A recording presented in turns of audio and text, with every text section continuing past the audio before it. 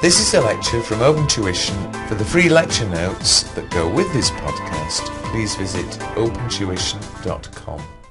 The bits in the syllabus, there's working capital management. Obviously we'll run through each bit, but working capital management, investment appraisal,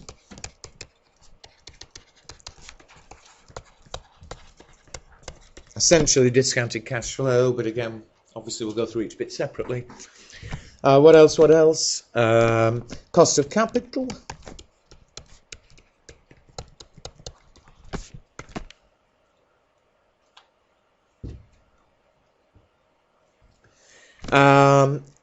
Business valuations. But I put a bracket around that because although it's in the syllabus and he asks it, the knowledge involved is knowledge you've got from other bits anyway, but we'll check on it when we come to it. And foreign exchange risk.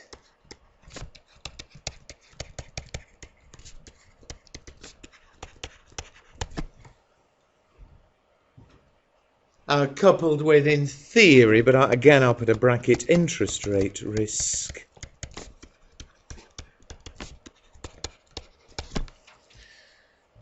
The reason I put the last one in a bracket is that he can't ask numbers on it, only bits of written. And even that this time is extremely unlikely because he asked it last time. And so essentially, it's those four big areas. But as you're aware, each area has lots of bits in it, so in a minute we'll start checking. What else? There are 4 questions, all compulsory, 25 marks each.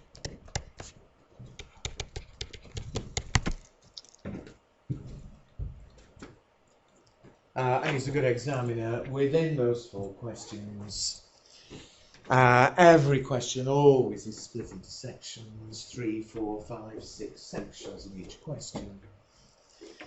And he often tests more than one thing in the same question to make sure he covers the syllabus. So you might get parts A, B and C on working capital. You might get part D on investment appraisal. Okay. Anyway, that's what we got to get through. Everybody's been practicing, obviously. We've got this paper in particular, we've got to concentrate on the numbers. There are written bits, but most of the marks rely on the numbers. On the written areas, some bits we'll chat about as we do questions, but other bits I'll give you handouts with summaries of the important bits. Okay? So, can we make a start? What I want to start on is working capital. Not for all day, but certainly for a big chunk of the day. And under working capital, it's managing your working capital effectively. Remember what's involved in working capital are receivables, inventories, cash, and to a much lesser extent for the exam, payables. But certainly on the first 3, receivables, inventories, cash, it is certain you'll get an arithmetic question on at least one, probably only one of those 3 areas. So let's go through them one by one. First of all, management of receivables. I'm not going to have all the, I'm not going to have all the chat around it. I'll give you handouts. For those of you here, we did talk before that you want to obviously manage your debtors, your receivables efficiently. You want to collect receivables as fast as you can. And without writing on the screen, because I will give you a handout, but make sure you could write, I don't know, 5, 6, 7 marks about ways in which, in practice, you might go about trying to get your receivables to pay quickly. Now, I'm not going to write them on the screen because I'll give a handout, but anyone, what might you consider as a way of getting your receivables to pay quickly? Offer them discounts? Yes. Discounts for early payment. Anything else? Oh, good. Somebody's been reading. Use a factor to collect your receivables. Yeah, I'll say I'm not going to go through a full list. I shouldn't need, but I'll give you a handout shortly. But find things like discounts, factoring, but also obvious things like having proper credit control procedures, sending statements regularly, invoicing quickly, that sort of thing. But very, very common, and they should be easy marks for everybody. Just coming up with 4 or 5 things you might consider as a way of getting into everything. All right. However, we need to concentrate on the numbers, check we're happy. So, first of several examples. Here's a little example on receivables. I've kept it very short, but just hopefully to remind you. We'll go through each quick example from me. You can have a go, and then inventories and so on. But here, have a quick read with me. Sales, 5 million a year, 50% are on credit. At the moment, receivables are paying as follows. So we'll check all the figures in a second, obviously. But at the moment, they're taking anything from 1 to 4 months to pay. And as a way of getting them to pay faster, on this one, we're considering employing a factor. Any arithmetic you get on this, it'll either be employing a factor or offering a discount. The arithmetic, the approach involved is exactly the same. But here we're going to employ a factor. The factor will take on average 2 months to collect the debts. But in addition, here the factor isn't just collecting the debts. On its own, you'd expect them to be more efficient and get the money sooner. But here, in addition, they're advancing us 70% of the invoice value immediately. The balance we'll get after 2 months. So appreciate what's happening. Again, for the written as much as for the arithmetic. Basic factoring, they just collect your debts full stop. But hopefully they're better at it and you get the money sooner. Here, we've got the extra service. They're taking 2 months to collect them, but instead of making us wait 2 months, they're giving us 70% immediately. The remaining 30% will be when they've actually collected them. All right. Employing the factor, I'll save admin costs of 40,000. Perhaps we need less credit control staff or whatever. And the factor's charge, the downside, obviously. There's a lump sum charge of 1% of credit sales. But in addition, they're charging us interest on the advances. Cost of capital 15%. Should we employ the factor? Well, as I say, whether it's factoring or discounts, the way to approach it, always cost out over a year. What are the costs involved? What are the benefits? If there's a net saving, it's worth doing. If there's a net cost, it isn't. Okay? And so what I always do, I set them up side by side. The costs per annum, the benefits of the savings per annum. And as I say, if we can list over a year the cost benefits of doing this, the decision ultimately will be obvious. The net saving, net cost. Okay? In the exam, well, the approach is always the same, but always there are some desperately easy marks. And like all exams, every item, will be 1 mark, 2 marks, whatever. And so whatever he never makes it too bad, but whatever complications he throws in, get the easy marks, it's easy to pass the thing. But I think here, if I jump around, sorry, I hope everybody's with me. I know it's early Monday, but some of you are already putting very strange faces.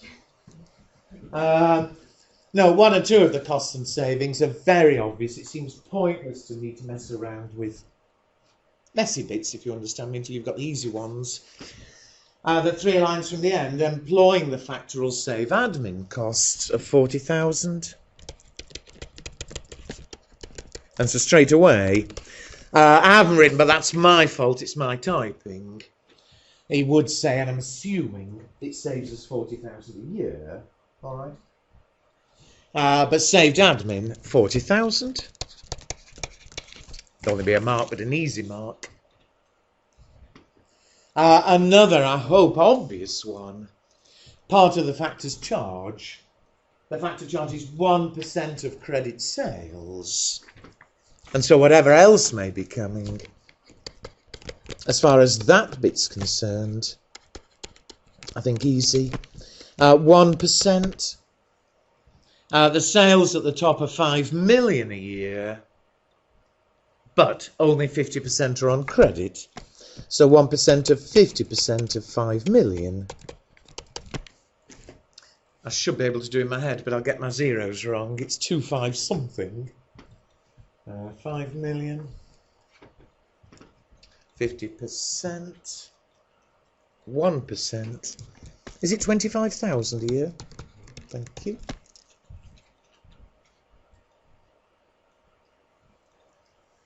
But again, I hope easy marks. However, the two important things to be clear about. Firstly, the main benefit always of using a factor or alternatively offering discounts, the same approach. The main benefit, and the bit to be clear about, is that if we use the factor, we get, debtors pay sooner. And if debtors pay sooner, our average debtors are lower throughout the year. And if debtors are lower, working capital is lower, will save interest. And so the important saving is the interest saved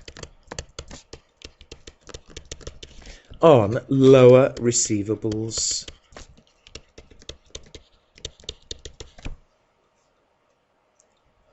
Sorry about my writing, but that's why I'm saying it at the same time. And here, it's not hard, but here is the one bit of workings that will always attract a few more marks. It's the only learning bit. I'll come back and fill in a figure after. But to do this, first of all, the current receivables or current average receivables. You can get the same figure more than one way, but the most efficient always to work out our average receivables at the moment. First of all, work out the average collection period, that here in months. At the moment, it's taking 1 to 4 months. We know the proportions that pay 1 month, 2 months and so on. It's 20% or 0.2 after 1 month, 0.3, 0.4, 0.1. The average collection period is just the weighted average multiplied by the proportions and add up.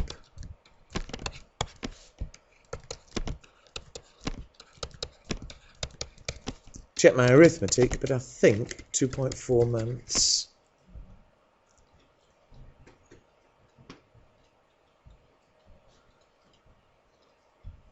Stop me the minute you need, but I hope arithmetic is easy enough. Currently, on average, receivables are taking 2.4 months to pay. We're all clear?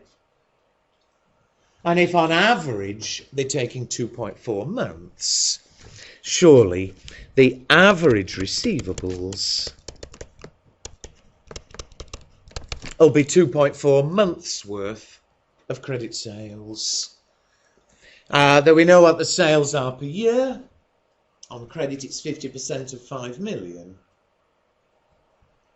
If on average we're owed 2.4 months worth, surely it'll be 2.4 twelfths of credit sales of 50% of 5 million.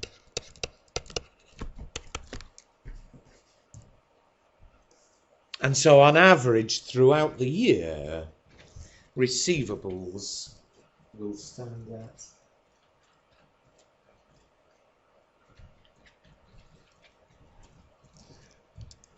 is it 80,000? 800,000? Is anybody checking me? Some of you are pulling funny faces. It's probably me who's gone wrong.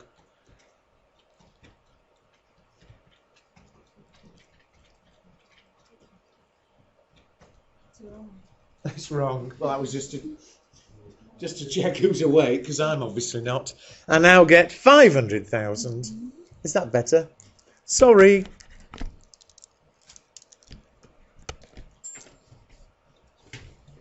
Help. Is that right, please?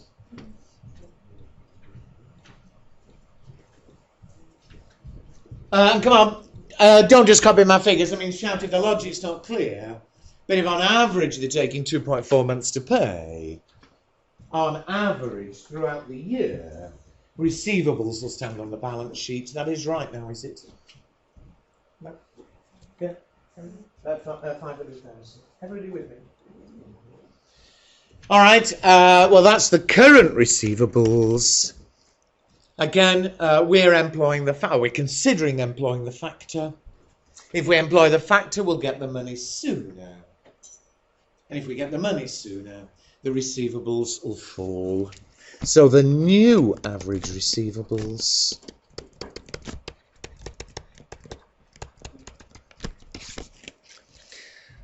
surely effectively the factor becomes the debtor.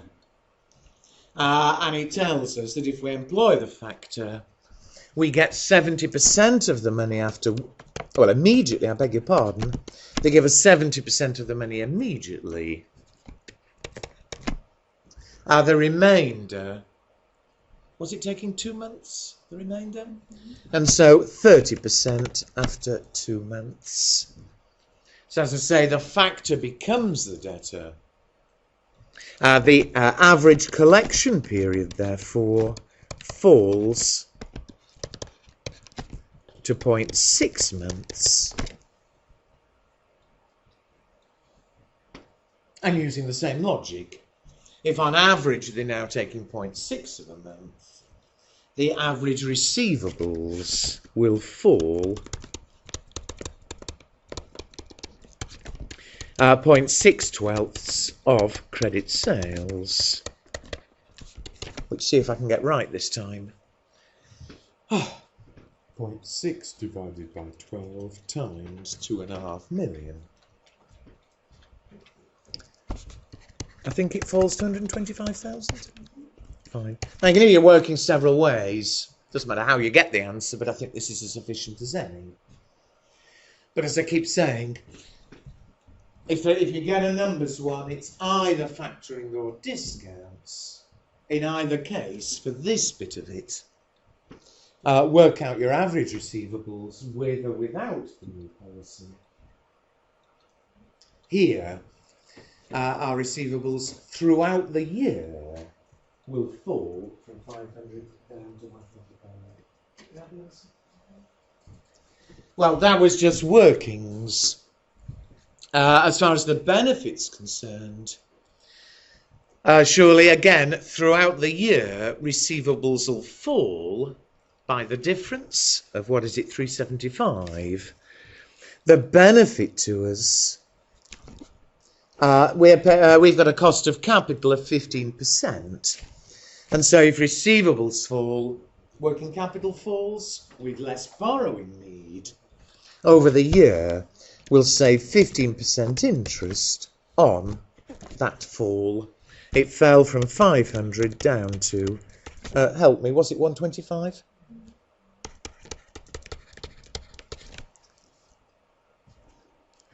And if it's falling throughout the year by that amount, over the year, the interest saved 15% of 375,000. Is it 56,250?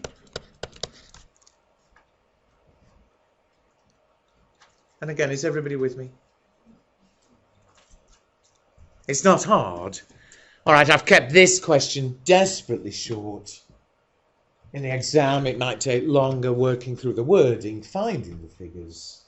But once you've got the relevant figures, the arithmetic's never any harder. That really is the one learning bit. And so, you may be shy. I think you can all follow the arithmetic. But if anybody's unhappy about the logic, then you know what to ask me. It's awful to do it just because it's there. All right? All right, one other bit, though.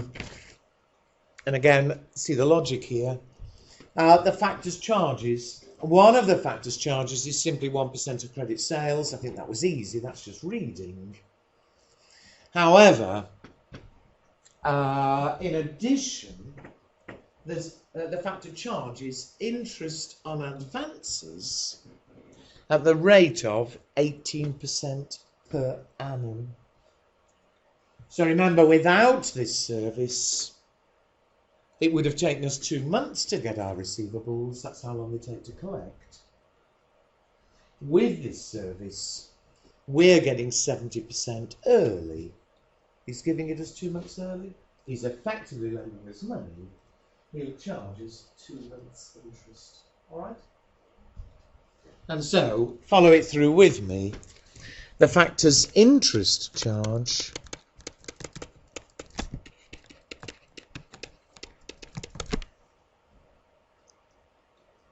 and again, don't just learn a rule, see the logic, and then it's easy, it's just being careful. First of all, how much is he giving us early? It's 70% each month of credit sales. Agreed? So the amount we're getting early, 70% of 50% of 5 million.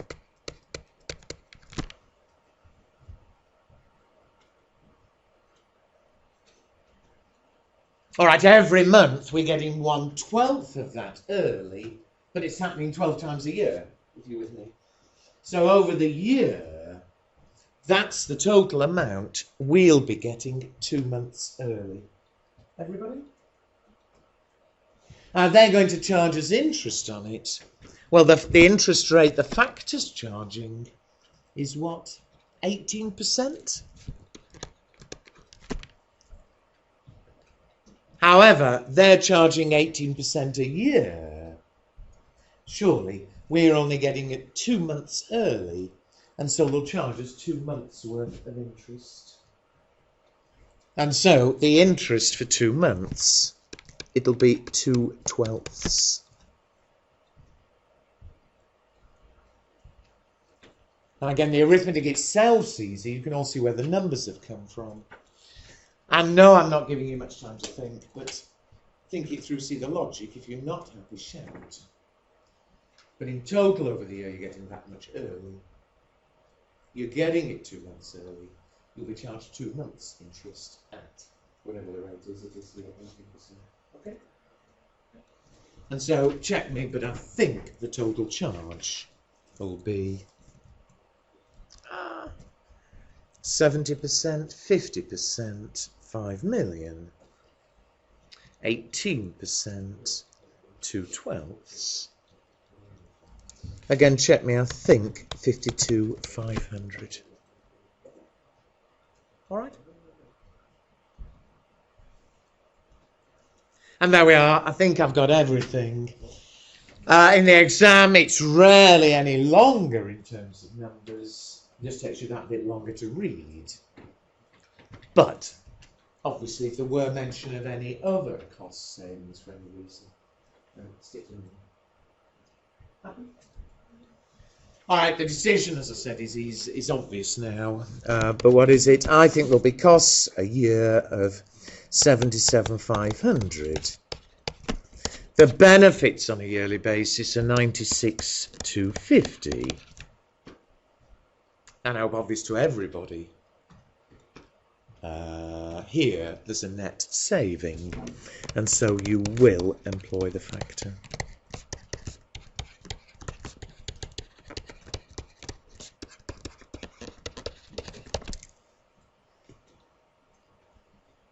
All right.